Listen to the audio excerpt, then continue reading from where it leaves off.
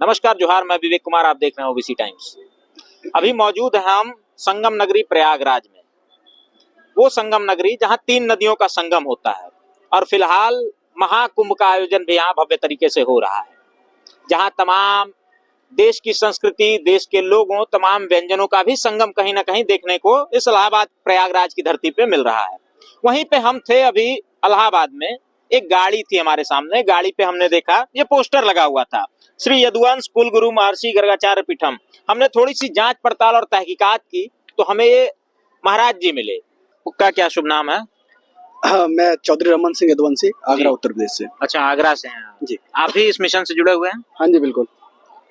ये अपना श्री यदुवंश कुलगुरु हाँ। महर्षि गर्गाचार्य पीठम जी। इसका मकसद क्या है रमन सिंह? मकसद ये है जैसे कि आज से लगभग 5200 साल पहले जो गर्ग मुनि थे तो उन्होंने श्री कृष्ण जी और बलराम का नामकरण किया था जी। तो उस समय जितने भी ऋषि थे अधिकांश तो वो लोग नामकरण करने के लिए तैयार नहीं थे जी। क्योंकि वो कंस का इतना डर ही था।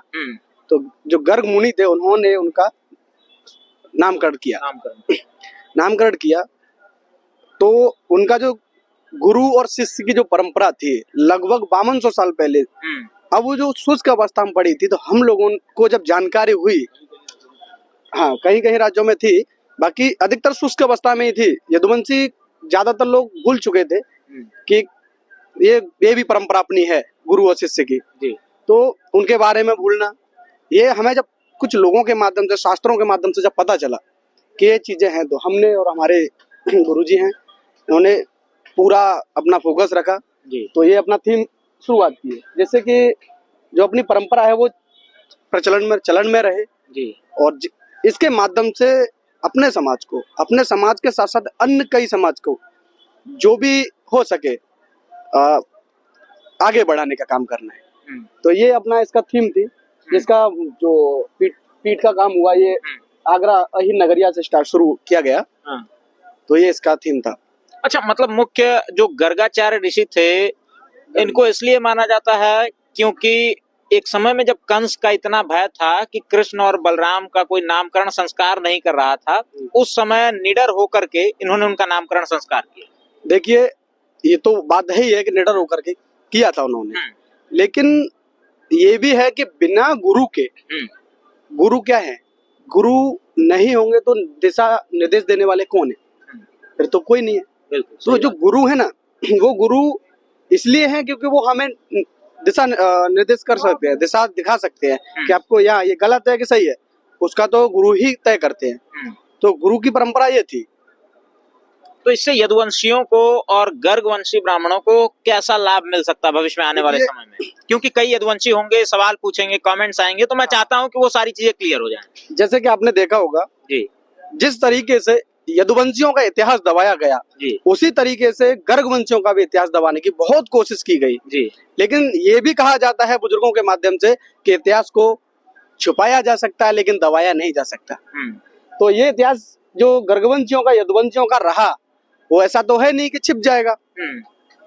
यदुवंशियों में ऐसे ऐसे महाराजा हुए तो वो इतिहास कैसे छिपा सकते हैं? लोगों ने तमाम प्रयास किया, जैसे कि यूपी के अंदर, बिहार के अंदर यादवों को शूद्र बोला जाता है, बहुत से लोग बोलते हैं और जो बोलते हैं वो अभी तक कोई भी ऐसा सिद्ध नहीं कर पाए किसी भी माध्यम से, तो वो बिना फैक्ट के बात करने वाले हैं। उनके माध्यम से वो बोल दिए कि हाँ यूपी के अंदर यादव आता है ओबीसी में, तो वो इस व्यवस्था को दे करके बात बोलते हैं कि वो शूद्र हैं। लेकिन उनसे मैं यही कहूंगा जो ये बोलते हैं कि यदुवंशी, अहीर, आवीर, गोप ये सब अलग अलग समझते हैं, है ना। बहुत से लोग होते हैं बोलते हैं नहीं तुम यादव नहीं हो, तुम यदुवंशी नहीं हो, तुम अहीर हो। अहीर यानी कि भैंस चराने वाला। तो ये चीज है कि पहले का जो समय था तो जायज बात है कि यदुवंशियों का मुख्य जो वो था पेशा था वो यही था, गाय पालना मेन पेशा था। अब हाँ इनका फिर ये पेशा था तो इन लोगों को क्या लगा कि अब धीमे धीमे बदलाव हुआ।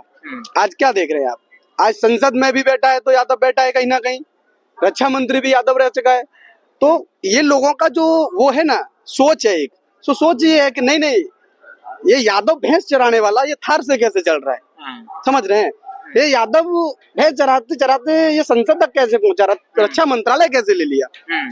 विधानसभा में यूपी का सीएम कैसे बन जाते, ऐसे तमाम जो वो है फैक्ट है, तो इन लोगों को कहीं ना कहीं इनको बुरा लगता है। दूसरी बात, यादव गलत का विरोध हमेशा करता है, तो यादवों को जो शूद्रवादी लोग हैं, जब तक उसके अंदर जहर नहीं भरेंगे तो वो लोग खुद को कमजोर कैसे बनाएंगे।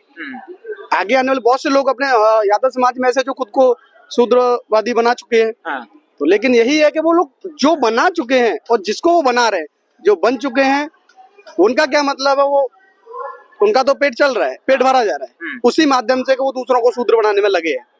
लेकिन ये गलत है। जो भी अगर ये चीज बोलते हैं कि यादव शूद्र है, यादव वो है, नहीं भैया, हमारे पास मत आइए, किसी भी यादव के पास मत जाइए, आप शास्त्र उठाइए, गीता उठाइए, उसमें आपको बहुत सारे श्लोक ऐसे मिल जाएंगे। गर्ग संहिता उठाइए, यदुवंश संहिता उठाइए, जो भी आपका मन करे, फिर बात करिए एक विद प्रूफ के साथ, सिद्ध करिए। ऐसा नहीं है कि आपके कहने से यादव शूद्र हो गया या आपके कहने से वो हो गया, कुछ नहीं है। तो ये चीजें हैं। चलिए, बहुत बहुत धन्यवाद हमसे बातचीत करने के लिए। ये हमारे साथ महाराज जी थे, रमन सिंह यादव जी थे, जिनसे बातचीत हुई, और बातचीत उस मुद्दे पर हुई जहां उत्तर प्रदेश और बिहार में लगभग यादवों को शूद्र बनाने की एक साजिश सी चल रही है, और साजिश काफी हद तक लगभग सफल भी रही है, ये माना जा सकता है, कहा जा सकता है। लेकिन इन लोगों की जो कोशिश है, जो पुरानी परंपरा रही है, यादवों का जो इतिहास रहा है, उसे ये जन जन तक पहुंचाने की कोशिश कर रहे हैं, प्रयास कर रहे हैं।